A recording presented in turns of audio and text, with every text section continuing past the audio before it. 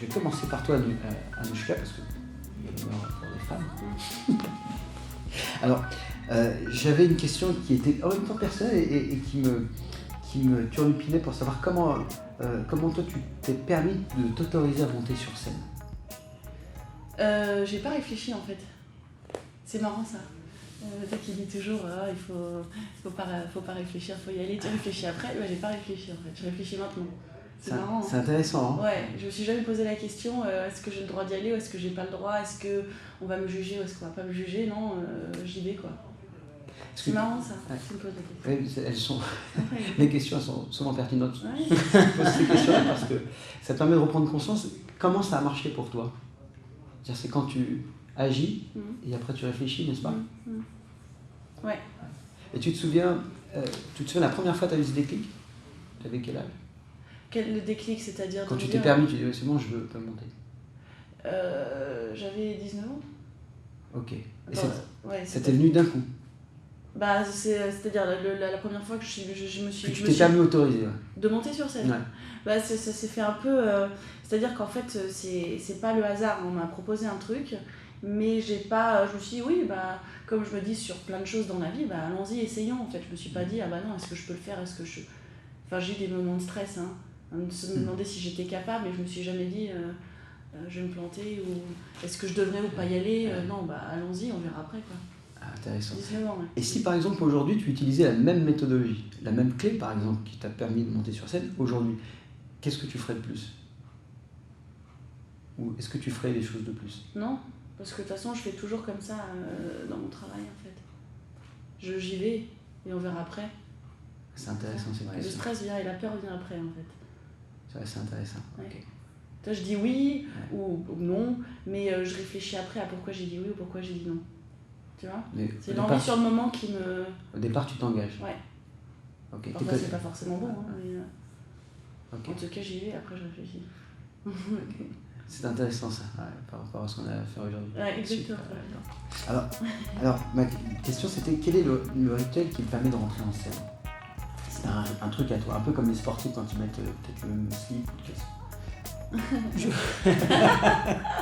Non, un rituel. Non, j'aime bien me centrer ou me recentrer. Tu vois, avoir un moment vraiment tout seul, isolé de mes camarades, du décor, de tout un tas de choses. Et j'aime monter le premier sur le plateau. C'est-à-dire que quand il n'y a personne encore, tu vois, j'aime bien, pendant que le public est en train de rentrer, que le rideau est fermé, moi je suis toujours derrière.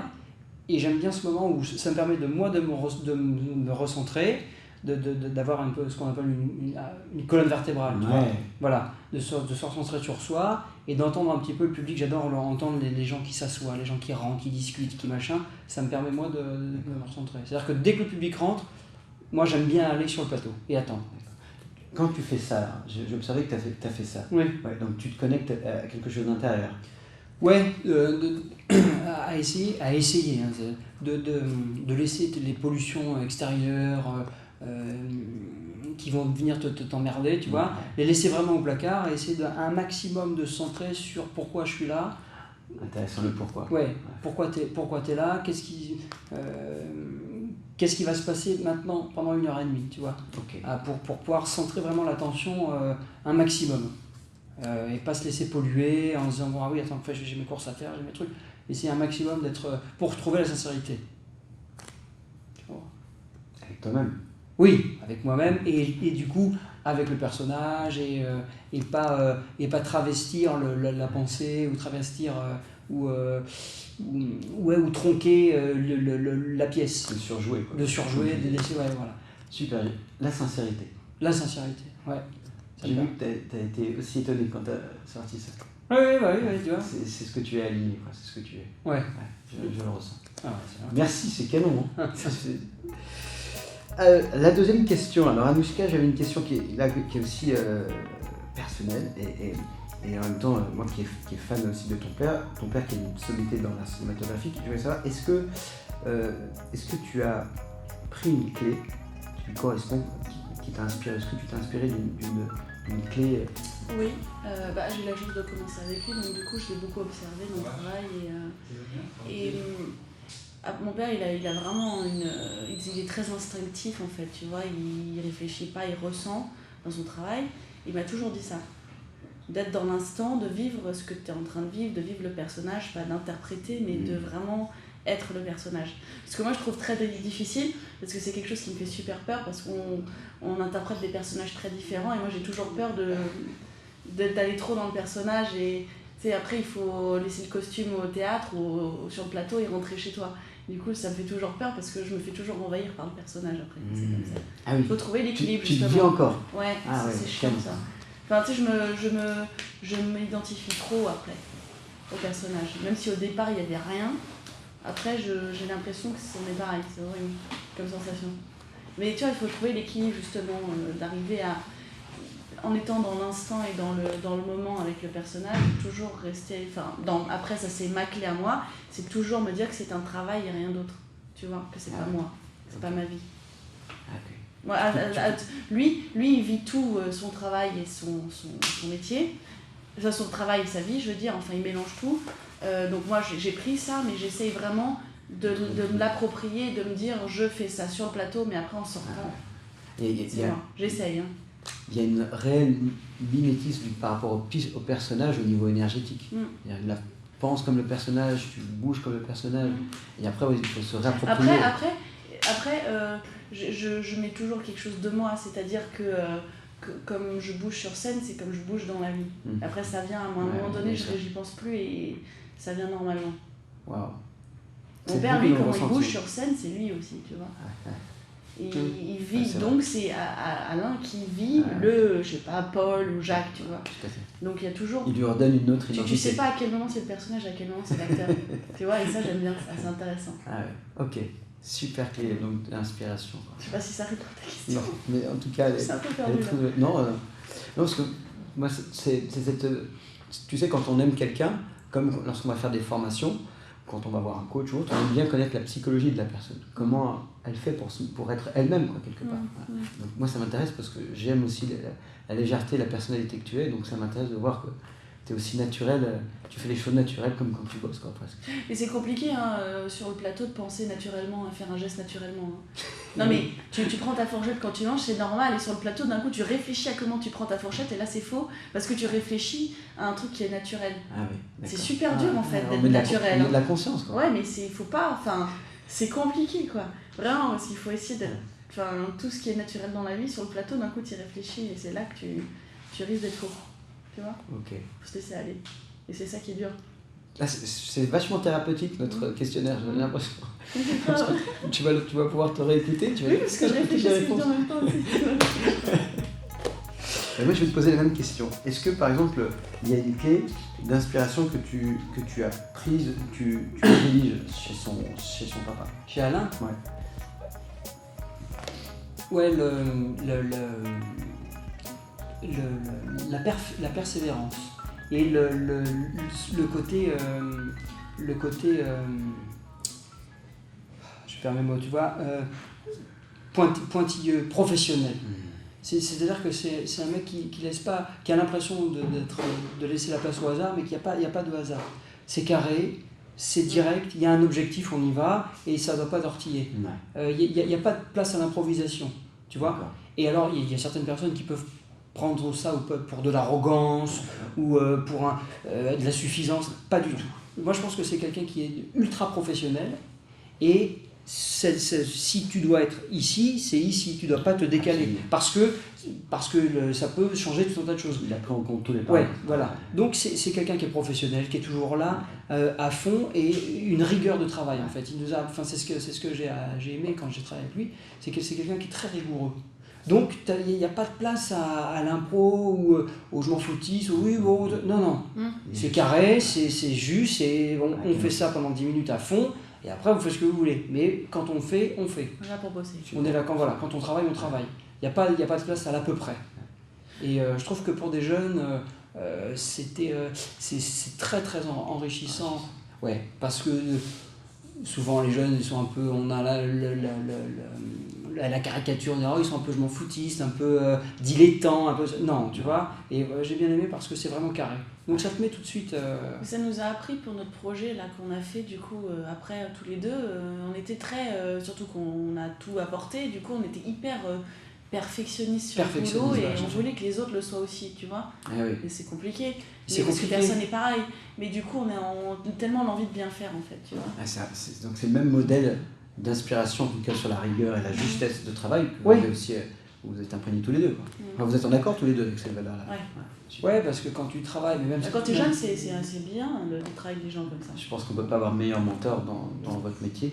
Puis c'est comme en sport, c'est comme partout, comme quand tu veux quand tu veux essayer d'atteindre un haut niveau, ou un niveau que ce soit olympique ou même en cuisine, un niveau d'un chef 2 étoiles, 3 étoiles, gastronomique, tu peux pas te permettre d'improviser d'improviser, attention, ça te dit, mais tu peux pas te dire bon. Allez, je vais le mettre là et puis ça sera très bien. Non, chaque chose a sa place, chaque place a sa chose. Tu vois ? Oui, tout à fait. Tu vois ce que je veux dire ? Les choses ne sont pas dispersées, elles sont en voilà. Toi, toi, dans ton sport à haut niveau, machin, tu sais ce que tu fais. Il n'y a pas de place à... Il faut toujours laisser la place à l'improvisation. Non, mais l'impro, voilà. C'est-à-dire, il faut toujours être rigoureux et savoir exactement la partition que tu vas jouer, parce que si jamais ça part à côté, tu sais justement, tu t'es tellement... calé sur ce que tu dois faire d'habitude que il n'y a pas de souci. C'est comme le metteur en scène nous dit, connaissez votre texte vraiment sur le bout des doigts de façon à oublier le texte pour après être libre dans le reste. Et là c'est pareil, d'être tellement perfectionniste dans notre partition que si jamais il y a un imprévu, quelque chose qui se passe, un verre qui pète, ça peut être n'importe quoi sur le plateau, que tu peux gérer parce que tu sais déjà ce que tu vas faire. Ok. Tu vois, c'est ça. Là, on parle de la maîtrise. Quelqu'un qui est dans la maîtrise, il sait exactement intuitivement où les choses doivent se faire. C'est ça.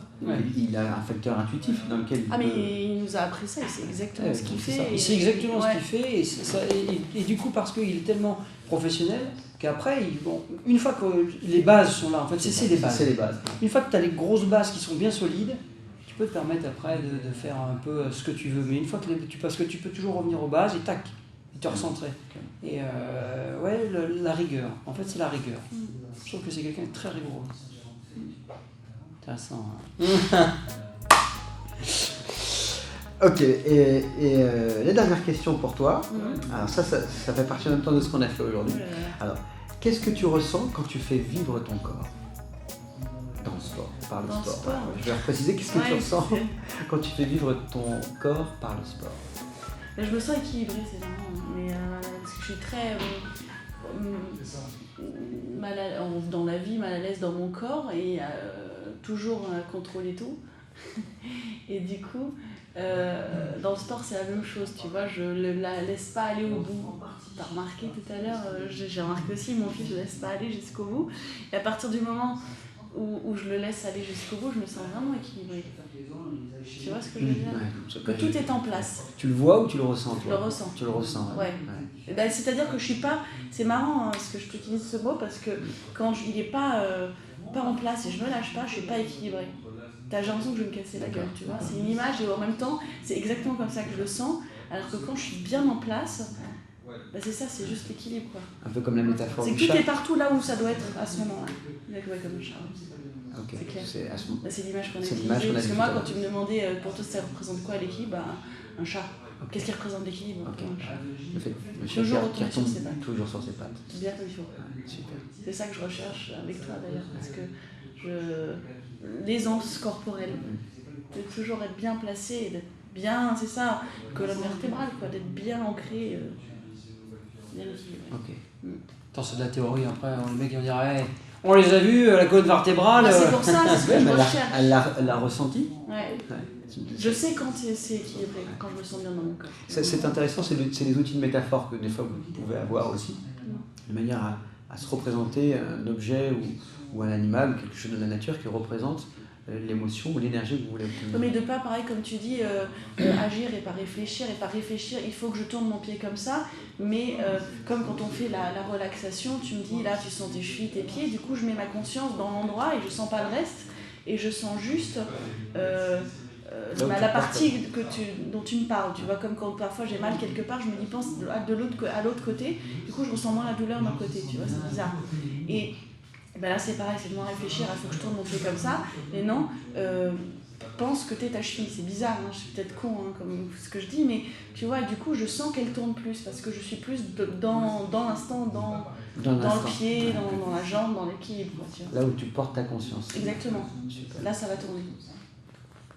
Et l'équilibre, à mon avis, c'est d'être en conscience partout à la fois. Au départ, on la fragmente, c'est un peu comme du fractionné. Je pense que vous aussi, vous le savez dans votre métier, on fractionne les scènes. Et après, on peut être partout. On peut être en même temps en conscience kinesthésique, dans la sensation du corps, en avoir le texte, on peut savoir où se placer. Il y a plusieurs éléments, mais on le fait par séquence, on saccade. C'est du fractionné. Donc au départ, pour développer sa focalisation globale, il faut l'avoir déjà sur une partie, après en faire 2, puis après 3. Et après, c'est plus facile parce que c'est une sorte de gymnastique. C'est pas une sorte, c'est une gymnastique qui est une gymnastique de neurotransmetteurs. Hein. C'est des neurotransmetteurs qui se développent, qui viennent davantage mettre d'élasticité et de largeur sur la concentration. C'est comme une chorégraphie aussi. Ça, ouais. Moi aussi, j'ai bien aimé te voir comme ça. Ouais, mais j'ai pensé à ça en fait. Moi, je me demandais, parce que tout à l'heure tu disais oui, tout était une question d'équilibre. Et pour moi, c'est super compliqué de l'image, de l'atteindre à un moment. Et je voulais savoir comment tu étais arrivée à ça. Parce que tu m'impressionnes, c'est pour ça que je dis Pascal, il faut trop l'amener à la maison et vivre avec lui toute la vie, parce que tu as tellement une bonne énergie et que tu m'inspires tellement au niveau de l'équilibre. Et comment tu as fait pour arriver là, j'ai envie d'y arriver aussi, tu vois. Je trouve ça hyper impressionnant. Comment tu arrives à tout gérer comme ça, quoi. Enfin, ton métier, ta vie à côté, ce que tu nous donnes et en garder pour toi. Enfin, c'est un truc de fou, parce que moi tu me donnes énormément pour ton travail ensemble. Comment tu fais, quoi? Ça devient tellement long. C'est une question qui me touche. Et en même temps, j'ai la réponse, j'ai une certaine réponse qui est ma réponse, hein, ça fait partie de mes vérités. Je sais ce qui m'a équilibré chez moi, ça a été l'éveil de m'intéresser à moi. Alors, pas dans un sens égotique, mais surtout de m'intéresser à l'humain. Plus j'aidais les autres à s'aimer, et plus je m'aimais.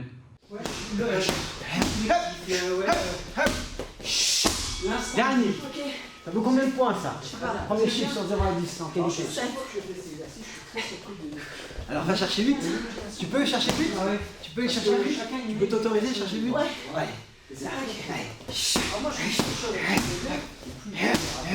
Là. T'attends? Gentil. Ouais. Et tu vois sans le nom, en enlevant le nom, si je te dis à la fin. C'est-à-dire que quand j'ai commencé à me mettre au service des gens, par le biais du coaching sportif, eh bien, j'ai réussi je me suis aperçu que les gens avaient les mêmes problématiques que moi, sauf que moi je les cachais.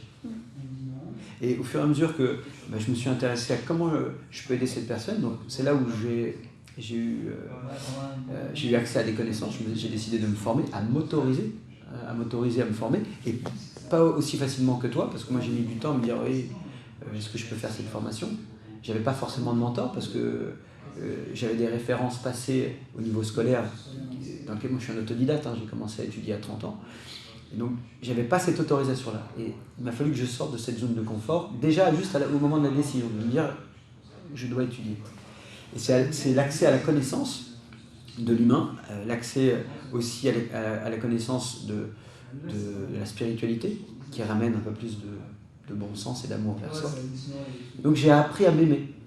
Et en apprenant à m'aimer, eh bien, j'ai découvert qu'on pouvait s'aimer sur plusieurs phases, qui est la famille, le couple, l'hygiène et la santé, et le travail et les finances. Alors, c'est ces 4 pôles qui m'ont amené justement à poser beaucoup de temps et d'énergie dans ces plans-là, de manière à me sentir un peu comme une chaise. Tu vois. Si je reste que dans un domaine qui est l'hygiène et le sport, que j'ai pu avoir, ça se passe pas bien dans le couple.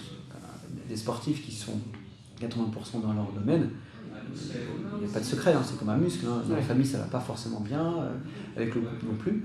Et puis, les finances, c'est simplement alimentaire, pour pouvoir générer ça. Donc, moi, j'ai appris par la connaissance qu'il y avait des règles universelles, il y avait des lois universelles, et je les ai suivies. Étant tellement candide, c'est-à-dire que je n'avais pas de formation de base, eh bien, ça m'a permis de suivre un premier modèle.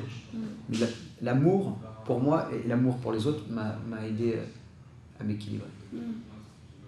Putain, ça t'a fait Merci, c'était hyper spontané. trop mignon. Maman, t'as des questions?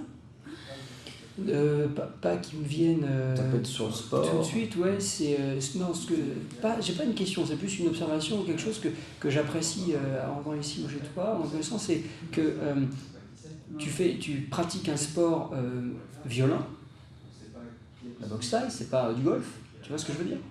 C'est Mais, un point de vue. non, mais c'est pour ça que je veux revenir là. En apparence violente, physique, c'est pas du golf ou c'est pas de la pétanque. Donc les gens qui sont extérieurs à ça se disent c'est quelque chose de violent, où on se fait mal, où c'est sale, où il y a de la sueur, voilà. Mais avec une approche qui est, comme tu l'as dit, qui est tellement tournée vers les autres, tournée vers l'apaisement.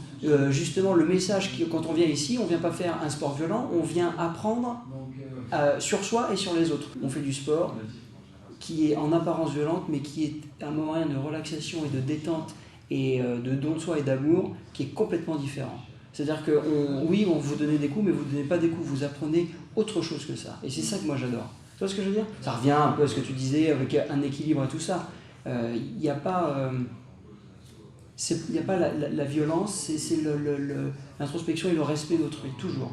Et moi, c'est ce que j'adore. Voilà, c'est parfait là, comment tu le fous. Tu vas démarrer à léger. Qu'est-ce qui est léger? Tu vas poser ton pied Dans la vie. Qu'est-ce qui te fait penser à quelque chose de léger, de facile? L'eau, tu es de l'eau. Voilà, envoie. Quand tu te mets dans l'instant et dans la sensation, c'est pour obtenir quelle émotion aussi. Alors, tu décales ta jambe. De quoi je suis satisfait? Juste la jambe arrière. Là, tu t'orientes plus vers moi. Alors, progresser un peu. Tu peux t'autoriser. Hein. Oui, alors, progresser un peu. T'es pas nul alors. Sur le poids du sol. Alors que quand t'es de l'autre côté, on esquive. Tu commences à décoller. Hop, on esquive encore. C'est parfait ton esquive. On fait une esquive et derrière tu renvoies un coup de pied.